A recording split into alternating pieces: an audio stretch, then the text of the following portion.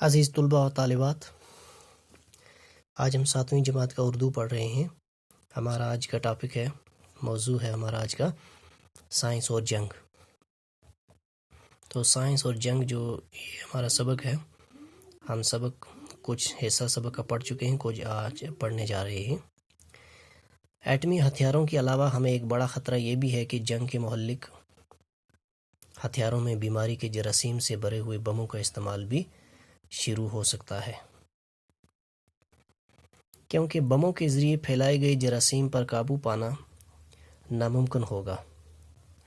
اس کے نتیجے میں جتنی فصلیں، جانور اور انسان مختلف بیماریوں کا شکار ہوں گے، اس کا اندازہ لگانا بھی دشوار ہے۔ تو عزیز طلباء و طالبات، اس میں ہمیں یہ سکھایا جا رہا ہے کہ جو سائنس کے بنائے ہوئے خطرناک اور مہلک ہتھیار ہیں، جن میں ایٹم بم ہے، ہائیڈروجن بم ہے، یا باقی کے بڑے بڑے میزائل ہیں، یہ بہت ہی خطرناک اور مہلک ہتھیار ہیں۔ یہ چند منٹوں میں کسی بھی دیش کو یا کسی بھی شہر کو نیست و نابود کر دیتے ہیں، زمین بوس کر دیتے ہیں۔ ہزاروں نہیں بلکہ لاکھوں انسانوں کو منٹوں میں موت کے گھاٹ اتار دیتے ہیں۔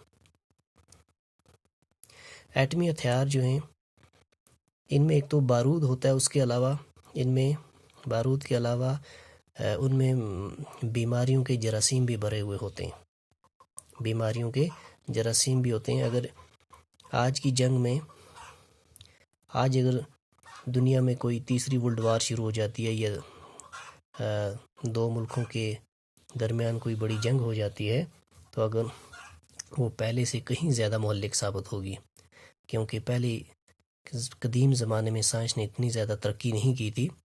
آج سائنس نے بہت زیادہ ترقی کی ہے، بڑے بڑے خطرناک ہتھیار بنائے ہوئے ہیں، ایٹم بم ہے، ہائیڈروجن بم ہے، باقی کے میزائل ہیں۔ تو اگر آج کی جنگ ہوتی ہے اور ان میں یہ بم استعمال ہو جاتے ہیں، تو کرہ ارضی سے ہی پورے انسان ختم ہو جائیں گے۔ تو اتنی زیادہ خطرناک ہو سکتی ہے آج کی جنگ۔ تو اس لیے ہر ایک دیش دوسرے دیش سے ڈرتا ہے جن کے پاس یہ ایٹمی ہتھیار ہیں یا ہائیڈروجن بم ہیں۔ تو ان بموں میں بیماریوں کے جراثیم بھی بھرے ہوئے ہوتے ہیں۔ تو اگر یہ بم استعمال ہوتے ہیں تو ان سے نکلنے والے جراثیم جو ہیں وہ اس قدر خطرناک ثابت ہوں گے کہ وہ کئی بیماریاں ان سے پھیل سکتی ہیں انسانوں میں، اور اس کے بعد جانوروں میں، اور اس کے بعد فصلیں بھی تباہ و برباد ہو جائیں گی، اور اس زمین پر کچھ بھی نہیں ہوگا، انسان، جانور، پرندے، ایون کہ نباتات تک سب کچھ ختم ہو جائے گا۔ اور پھر ان بیماریوں کا علاج کرنا اور ان کا اندازہ لگانا میں بہت زیادہ مشکل ہوگا۔ یہ بات واضح ہے کہ خطرناک جنگی ساز و سامان اور تباہ کن اسلحہ سائنس کی نئی دریافت ہے۔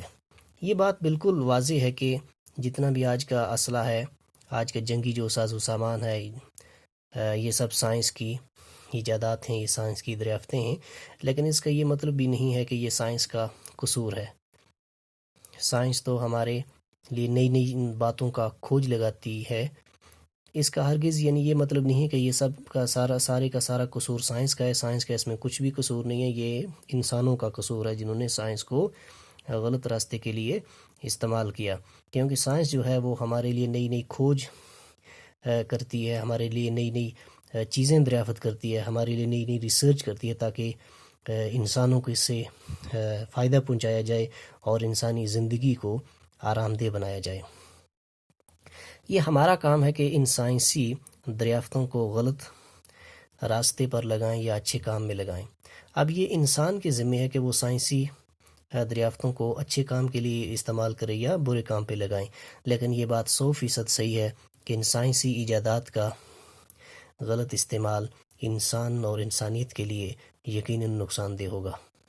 بالکل یہ صحیح بات ہے کہ ان سائنسی ایجادات کا غلط استعمال جو ہے وہ پوری بنی نوع انسان کے لیے نقصان دہ ہے، وہ پورے لوگوں کے لیے خطرناک ہے، انسانوں کے لیے، جانوروں کے لیے، حتیٰ کہ پرندوں کے لیے، نباتات کے لیے۔ یہ ہتھیار، ایٹمی ہتھیار یا ہائیڈروجن بم اگر استعمال کیے جاتے ہیں تو ان سے تمام جو دنیا ہے، پوری بنی نوع انسان ہی ختم ہو جائیں گے اس کرۂ ارضی سے۔ تو اس لیے ان ہتھیاروں کا استعمال نہیں ہونا چاہیے، یہ کوئی اچھی چیز نہیں ہے، اور ان پہ زیادہ سے زیادہ پابندی ہونی چاہیے۔ تو عزیز طلباء و طالبات، آج کی کلاس میں ہم نے یہی سیکھا کہ جو سائنس کے دریافت شدہ ایٹمی ہتھیار ہیں، یہ ہمارے لیے کتنے زیادہ، یہ انسان کے لیے کتنے زیادہ خطرناک ہیں۔ تو آج کی کلاس میں اتنا ہی، باقی ہم اگلی کلاس میں پڑھیں گے۔ تب تک کے لیے خدا حافظ، اسٹے ہوم، اسٹے سیف، باقی والسلام۔